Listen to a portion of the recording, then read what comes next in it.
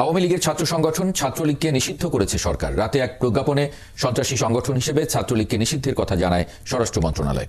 ছাত্রলীগ থাকবে এবং সবকিছুই মনে রাখা হবে, সবকিছুর জবাব দেওয়া হবে।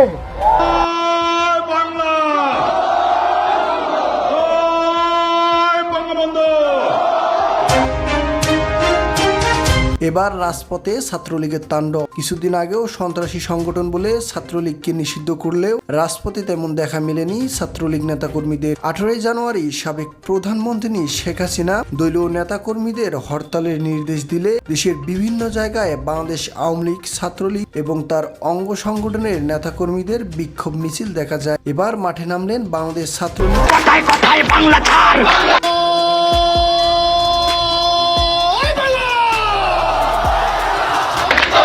তাদের দাবি, ছাত্রলীগ মুক্তিযুদ্ধের পথপ্রদর্শক।